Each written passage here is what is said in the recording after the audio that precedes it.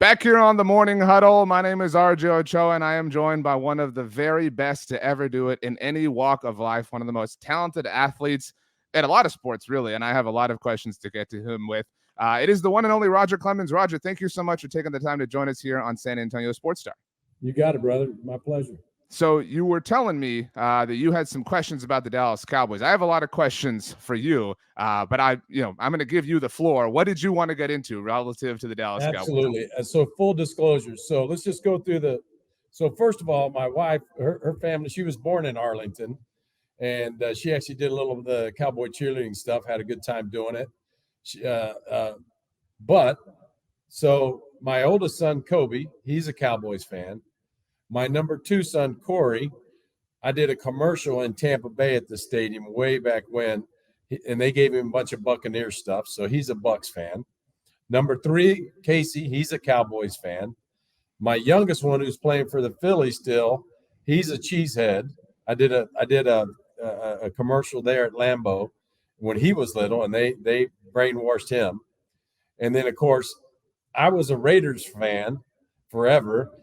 And then I met I had to do a jersey swap with Tyreek Hill with the Dolphins when they came in town. So now I'm kind of rooting for the Dolphins too, even though I root for our Texans at home too. I really root for a bunch of dudes because I got a bunch of friends on a number of different. So I'm kind of all over the place. I root for my friends to do well when on there. But man, I can't hardly bring up Dak's name at the house right now, man. It's like I go, what are y'all doing? This dude can play. They're like, oh, Dad, man. I go, and then I saw that the Twitter and all the stuff from family member stuff. I said, what the heck's going on? So anyway, I hope they do well. I hope he does well. I'm a fan of his. I think his heart's in the right place, and I think it's just friggin' tough to be a starting quarterback in the NFL, let alone so. But yeah, I got word that you were a Cowboys fan right before we came on the air.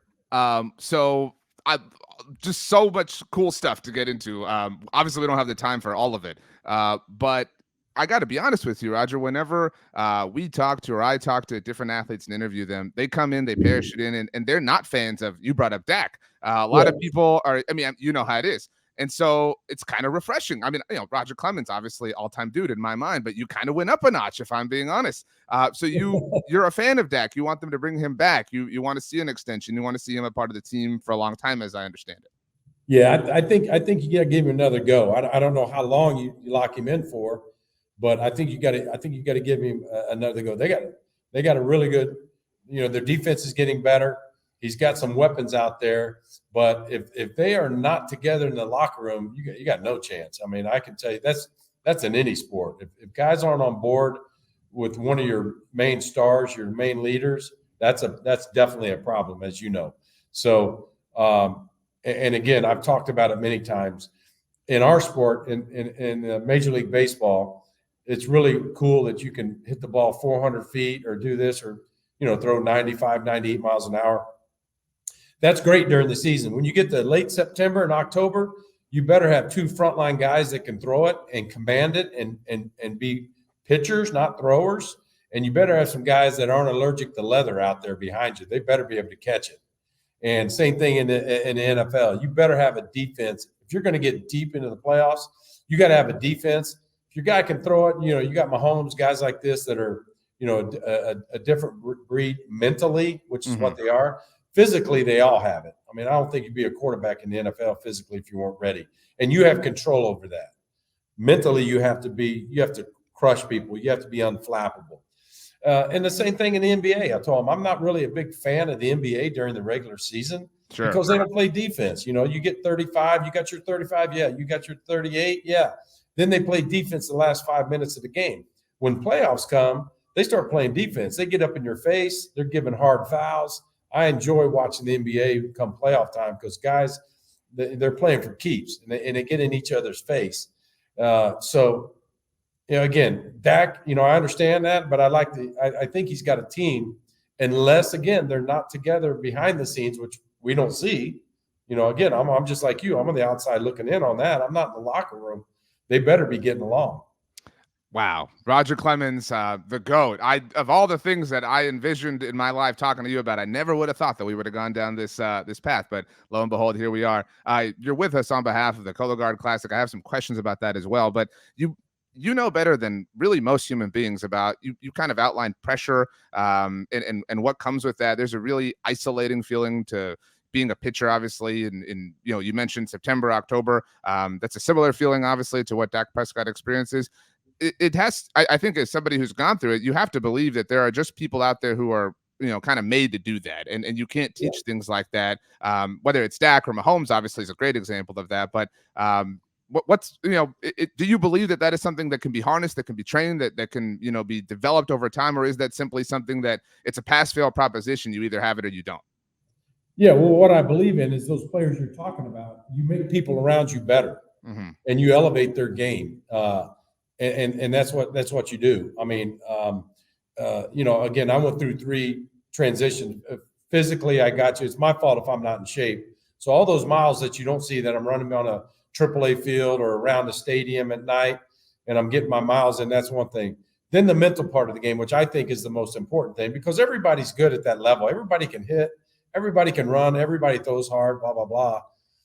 Mentally, I think you got to, again, be unflappable. And then last transition, emotions. You play on emotions sometimes. My arm will be underwater. I'm not throwing hard. I'm not commanding the strike zone. So I might think about my mom that, with her sickness she went through, my grandmother, stuff like that, and try and take me to another level emotionally. Now, in 24 years, I've showed my backside a couple of times out there because I pitch with a football mentality sometimes. And but that's who I am as a person. You got to know my background. My dad passed away when I was 9. My mom raised 6 of us.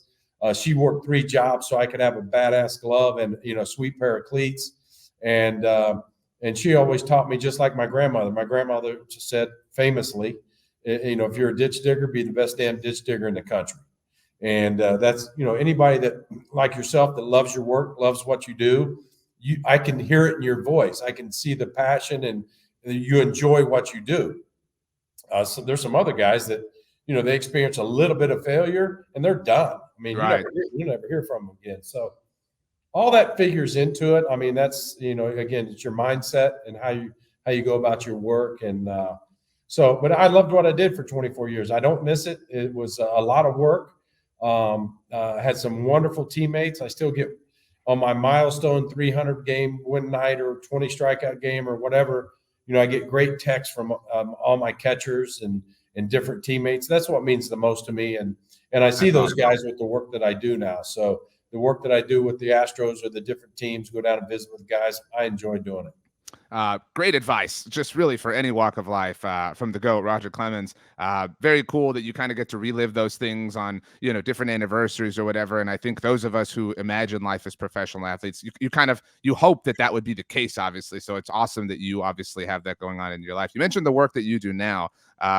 Golf is kind of a sport that encompasses all of the things that we've kind of talked about so far. It's a really isolating game in a lot of ways. You think about the mental fortitude necessary from players on the tour, whatever tour that is these days. But you're having some fun out with the Color Guard Classic, as I talked about. Can you tell us a little bit, because this is an incredible cause that you're obviously working in partnership with right now? Well, you're right. It's an incredible cause. Color Guard does a great job bringing awareness.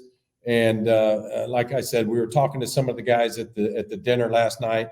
I didn't realize how high of a success rate, 90% success rate if you catch it early. I was fortunate the last two days here in the Pro-Am to play with some cancer survivors and hear their story.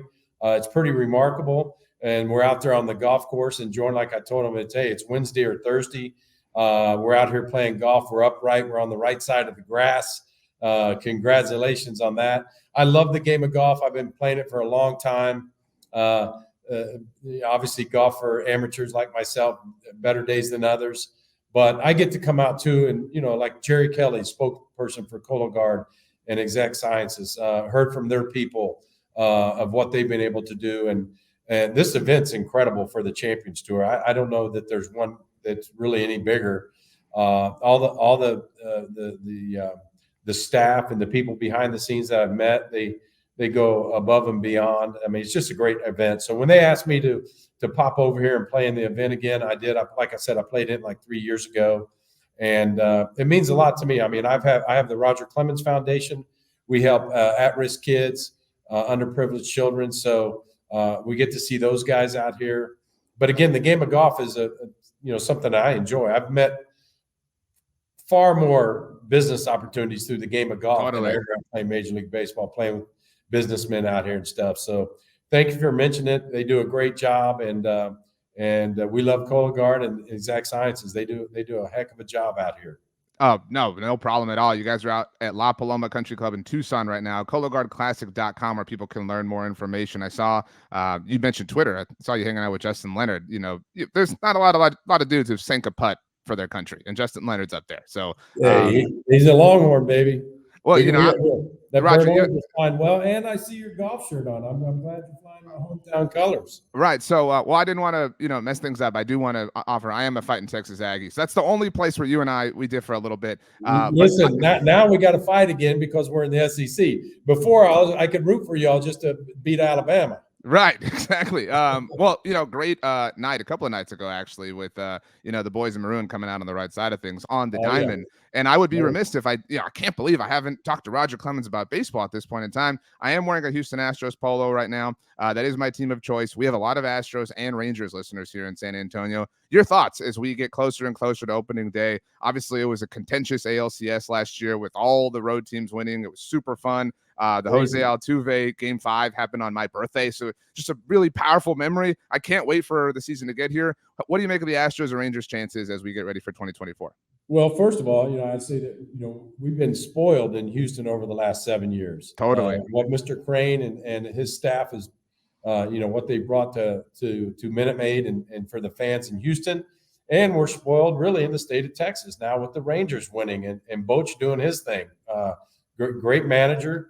And what a great time to be a baseball fan in the state of Texas. So we get spoiled in Houston. These guys, I could go all the way back to when I was retired and came out of retirement to pitch 3 years at home in Houston. I mean, what a treat for me, driving 20 minutes to work, being able to sleep in my own bed, getting somebody, going to work with Bagwell and Biggio and getting them to the World Series and really flipping a football town to a baseball town. Right. And now to have we had to endure 3 years of 100 losses and then to come to where the team is now with 2 world championships and winning like they have over 7 years. It's been incredible that run of championship years. So just a lot of fun. I enjoy working with the team, doing some work with the Astros Foundation, what they do for my foundation. Very appreciative of that. So just a lot going on and a lot of fun.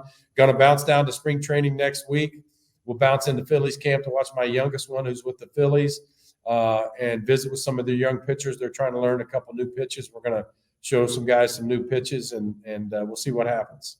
The Astros, one thing I love about them, besides the fact that they're my team of choice, is great people, great organization, and it all kind of feels like it's always in the family. I think you're a great example of that in our current moment. There aren't a lot of teams like that in sports where I don't even want to say alumni, but just when you come through, you're always a part of it, and it feels you can sense that from far away, and you're certainly kind of a walking testament to that.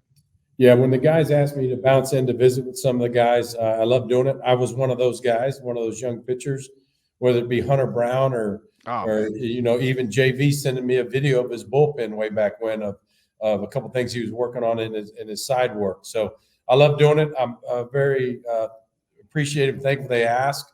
I was one of those guys. I watched Nolan Ryan when I was growing up. I got the opportunity to play with what I considered the ultimate power pitcher of all time, Tom Seaver. Tom Terrific was my teammate in Boston for a couple months. So I got to visit with him one-on-one. And so just really cool stuff. Well, be on the lookout for texts from Josh Hader now, Mr. Clemens, because, you got a lot of opportunities for cool text messages. Astros pitchers are concerned. Roger Clemens with us here on the Morning Huddle on behalf of Cologuard, CologuardClassic.com. to get more information about Color Guard Classic and by Exact Sciences. Roger Clemens, thank you so much. Enjoy the rest of the weekend.